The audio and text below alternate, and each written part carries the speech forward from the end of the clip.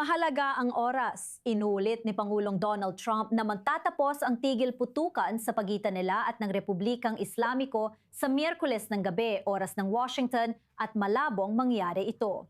Palalawigin niya ang tigil putukan kung walang kasunduang mararating bago iyon. Inaasahang alis patungong Pakistan si Pangalawang Pangulo J.D. Vance at mga pangunahing opisyal ng Amerika bago ang posibleng ikalawang yugto ng pakikipag-usap sa Iran sa Martes. Ngayon, iginiit ng Ministeryo ng Ugnayang Panlabas sa Tehran na wala silang planong pag-uusap. Kalaunan, sinabi ng Iran na nagpaplano silang magpadala ng delegasyon sa Islamabad at sinabi naman ng mga Pakistani kamakailan lang na kumpiyansa silang mapapaupo nila ang mga Iranian sa pag-uusap. Marami pa ring tanong ang nananatili. Samantala, muling tumaas ng malaki ang presyo ng langis habang nananatiling halos sarado ang Strait of Hormuz nitong mga nakaraang oras. Si Donald Trump ay gumamit ng kanyang social media network upang mag-post ng ilang mahahabang mensahe. Isa rito ay nagsasabing wala siyang nararamdamang pressure na makipagkasundo kahit na mangyayari raw ang lahat ng medyo mabilis.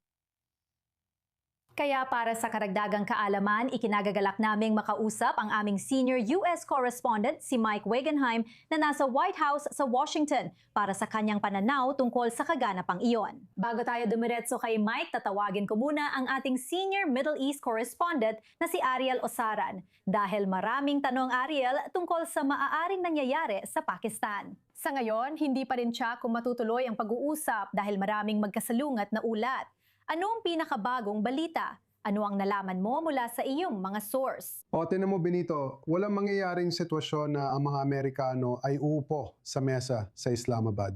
Nandun ang mga Pakistani at walang mga Iranian. Hindi talaga posible yan kapag pinag-uusapan natin ang isang Republikang Islamiko na ipinagmamalaki ang sarili bilang mga tinaguriang bihasa sa negosasyon. At kaya buong araw, naririnig natin ang parang dalawang boses. Una, meron kang pamunuang pampolitika na.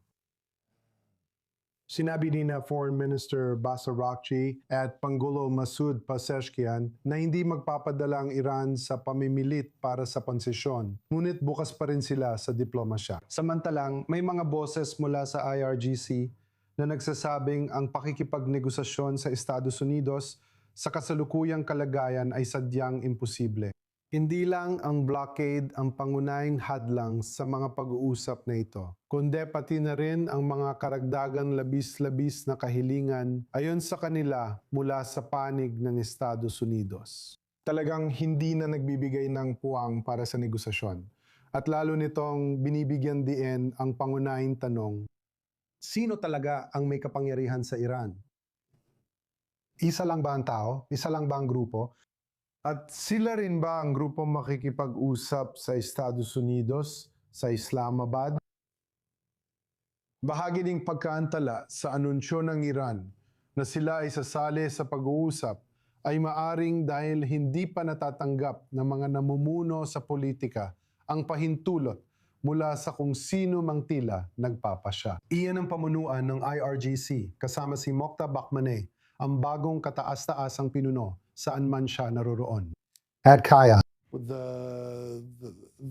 ang hindi pagkakaugnay-ugnay mula sa Tehran ay nagdudulot ng maraming tanong. Sa tingin ko, alam mo, kung titingnan natin kung paano ito tinitingnan sa Jerusalem, sa palagay ko ay natutuwa ang Jerusalem sa ganitong magulong asal ng Tehran na nagpapakita na may mga pagkakabiyak sa loob ng pamunuan ng Iran na walang isang buo at nagkakaisang grupo na siyang gumagawa ng proseso ng pagpapasya. At kaya kahit na magkakaroon ng mga pag-uusap sa Islamabad na personal kong pinaniniwala ang mangyayari, ano pa rin ang magiging mandato ng grupong iyon? Dahil hindi naman sila ang IRGC na siyang halatang gumagawa ng mga desisyon sa Iran. Kaya narito tayo sa puntong maraming kalabuan tungkol sa mga pag-uusap na ito. Pero hindi lang tungkol sa mga pag-uusap na ito. Sa tingin ko, ipinapakita nito ang mas malaking issue tungkol sa bagong pamunuan ng Iran. Hindi na ito ang Islamikong Republika ng Iran, kundi ang Republika ng Iran na kontrolado ng IRGC. At hindi malinaw, marahil pati na rin sa mga Iranian mismo, kung sino talaga ang may huling pananagutan. At sa ganung sitwasyon, napakahirap magpatuloy sa negosasyon, mga konsesyon at mga kasunduan. Talagang mahirap. Tulad ng sabi mo, hindi pa lumalabas ang bagong kataas-taasang leader. Mula nang mapili siya matapos mapatay ang ama niya sa mga unang opensiba ng magkasanib na operasyong US-Israeli laban sa rehimen ng Iran. Salamat Ariel, manatili ka sa amin. Gusto kong talakayin ang mga kaganapan mula sa White House. Pumunta tayo sa ating senior US correspondent Mike Wagenheim na naghihintay para sa atin dyan sa Washington. Tinutukoy natin ang issue ng tiwala, Mike, sa pagitan ng dalawang panig. Tulad ng sabi ni Ariel, hindi pa rin malinaw kung sino ang ipadadala ng mga Iranian. Pero alam natin na sina J.D. Vance, Steve Witkoff at Jared Kushner ay pupunta sa Islamabad para sa ikalawang round ng usapan tungkol sa tigil putukan. Kung mapatuloy man ito, malaki pa rin ang agwat. May bago ka bang nalaman? Ano ang maibabahagi mo? Depende sa oras ng araw magsalita si Pangulong Trump. Minsan, siya ay optimistiko siyang magkakaroon ng kasunduan kahit pinipilit ang Iran. Pero sinasabi rin niyang wala siyang pakialam kung magkaroon man ng kasunduan o hindi at handang pasabugin ang bansa. At kaya muli, depende ito kung saang outlet siya nagsasalita sa isang partikular na sandali at sumasalamin sa mensaheng inilalabas niya sa publiko. Samantala, habang sinasabi ng mga Amerikano na may issue sa tiwala, ganoon din ang sinasabi ng mga Iranian. Pagod na silang makipag-usap kay Steve Witkoff at Jared Kushner dahil pakiramdam nila laging may kasunod na pag-atake. Gusto na nilang may ibang makausap. Sumali si J.D. Vance sa pinakahuling round ng usapan. Tandaan, sabi ni Pangalawang Pangulo Vance sa pagtatapos ng usapan sa Islamabad, nakausap ko si Pangulong Trump 6 hanggang 12 beses habang tumatagal ang 21 oras na marathon na negosasyon. Sa huli, lahat ng daan ay tungo sa Washington at si Pangulong Trump ang may huling pasya. Mukhang gaya ng sabi ni Ariel, wala na ito sa diplomatiko o pampulitikang antas sa Tehran. Nasa IRGC na ito. Maliban na lang kung bibigyan mo si Pangulong Trump ng direktang linya sa namumuno sa IRGC ngayon, baka magkaroon ng mas direktang pag-uusap. Sinabi rin ni Pangulong Trump na kung may kasunduan na o malapit na, maaari siyang pumunta sa Islamabad. Pero parang ang nangyayari ngayon, halos nagsasalita ang mga tao sa loob ng silid na parang hindi sila nag-uusap ng direkta sa isa't isa, kundi parang nagkakapalitan lang ng salita. Kaya hindi pa rin malinaw kahit magkita silang muli sa isang silid na tagumpay na rin kung matatapos ba talaga ang kasunduang ito. Marami pa rin tanong. Salamat. Senior US Correspondent Mike Wagenheim live mula White House. Salamat, Mike. Ngayon, ikinadagalak naming tanggapin si Maria Mamar Sadehi, tagapagtatag at direktor ng Cyrus Forum at senior fellow sa MacDonald Laurier Institute mula sa Washington para sa karagdagang impormasyon. Maraming salamat, Mariam, sa iyong oras. Magsimula tayo sa tanong na naibigay na natin, ngunit wala pang sagot. Sino ang nagpapasya ngayon sa Republikang Islamiko? Ang Pangulo ba ng Iran? Ang Supreme Leader ba ang nagdedesisyon? Sabi sa balita, hindi raw maganda ang kalagayan niya at wala nang kakayahang gampanan ang tungkulin. Pwede bang Foreign Minister, Speaker ng Parlamento o IRGC? Ano sa tingin mo? Ano ang masasabi mo? Magandang makasama ka. Sa tingin ko, may mga naglalabang paksyon, syempre, at sa ngayon, mas malamang na ang mga naglalabang paksyon ay nasa loob ng IRGC. Ang pinakamahalaga dito sa tingin ko ay na kahit sino pa ang tinutukoy mo sa loob ng IRGC o ng rehimen. Sa pangkalahatan, may pagkaunawa na si Trump, ang administrasyon ni Trump, ay gustong makipagkasundo. At ito ay sa isang banda na dudulot sa mga taong nasa loob ng rehimen. Na gaya ng sinabi ni Ariel Osaran, magkaroon ng pakiramdam ng kaguluhan. Sila ay balisa. Hindi magkakatugma ang mga sinasabi nila dahil nais nilang makita kung paano makakakuha ng mas magandang kasunduan sa Estados Unidos. Siyempre, hindi nila pipiliin ang kanilang sariling pagkawasa kaysa makipagkasundo sa Estados Unidos. Gayunpaman, ang problema ay ang Pangulo ng Estados Unidos sa kanyang mga pahayag ay nagsasalita tungkol sa pagkasira ng mga grid ng kuryente at mga tulay. Ang talagang kailangan niyang pag-usapan ay ang pagkawasap ng rehimen. Hangat buhay pa ang mga tulad dina Arokchi, Kalibov, Zarif at ang mga pangunahing kumander ng IRGC.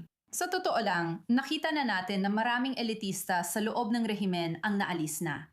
Inakala nila na gusto ni Trump na makipag-usap sa isa sa atin. Gusto niyang manatili kami at ayaw niyang makita ang tuluyang pagbagsak ng rehimen at ang pagpapalit dito. Isang paglipat mula sa rehimen patungo sa ibang anyo ng pamahalaan. Sa pinakamainam, isang demokratikong pamahalaan, isang bukas na lipunan na tinulungan ng Estados Unidos at Israel na maisa katuparan. Mali ang mga hakbang ng Estados Unidos, kaya ang mga kaguluhan sa rehimen ay tungkol lang sa kung paano ito mananatiling buhay. Hindi ito ang kaguluhan na pakikinabangan ng Estados Unidos at Israel sa pangmatagalan. Kung mabubuhay ang rehimen, mananatili itong isang eksistensyal na banta sa kanila. Magpapatuloy ito at sa maraming paraan, maari pa nga itong maging mas mapanganib na puwersa sa mundo dahil marami na itong nawala. Napahiya na ito, kaya mapipilitan itong umasa. Lalo at lalo pa itong aasa sa asimetrikong mga paraan. Hindi direktang anyo ng digmaan, gaya ng terorismo nito, transnasyonal na panunupil, mga asasinasyon sa ibang bansa, at mga grupong proxy nito na terorista sa reyon. Hindi ko rin iniisip na iyon ang layunin ng Estados Unidos at Israel sa digmaang ito. Kaya kaugnay niyan, kapag pinag-uusapan natin ang mga susunod na hakbang na gagawin, ipaliwanag kung paano naaapektuhan ng mga kadanapan sa Strait of Hormuz ang mga pagsisika para sa tigil putukan o pagpapalawig nito. Sa huli, tanong pa rin kung ano ang tunay na layunin. Ano nga ba ang tunay na layunin ng Estados Unidos dito? Kailangan magdesisyon si Trump kung ano ang magiging dulo ng lahat ng ito. At mula roon, bumuo ng plano pabalik, magkaroon ng estratehiya imbes na mga taktikal na tagumpay lang. Kaya ang Estados Unidos na isara ang mga daungan ng Islamic Republic sa Strait of Hormuz at hayaang makadaan ang lahat ng ibang trapiko. Posible iyon sa tulong ng militar ng Estados Unidos at Israel, kaya dapat manatili sila sa plano. Sa madaling salita, kailangan pa nito magpatuloy sa paglalagay ng mas matinding presyon bago ito mapunta sa isang mas paborableng posisyon, kahit na ang layunin sa huli ay magkaroon ng kasunduan. Sa madaling sabi, ano kaya ang maaring ibig sabihin nito para sa mga mamamayang Iranian na naghihintay at umaasa ng tunay na pagpapalit ng rehimen? Kapag sinabi kong tunay, ibig kong sabihin ay may pagbabago rin sa pag-iisip at ideolohiya. Maikli lang po, pakiusap. Oo, hanggat umiiral ang rehimeng ito, magkakaroon ng mga bitay, pagpapahirap at panggagahasa. At doon mo malalaman kung tunay na pagbabago ng rehimen yun o hindi kapag ang mga tao sa Iran ay hindi na inaapi. Kaya natatapot ang mga tao sa Iran na kahit matapos ang masaker at digmaan, mananatili pa rin ang rehimen. At sa basbas pa ng Estados Unidos, iyon ay isang bangungot para sa kanila. Tunay ng bangungot iyon. Alam din natin nagpapatuloy ang pagbitay. Maria Memersadehi sa Washington, pinahahalagahan ko ang iyong oras. Maraming salamat, gaya ng dati.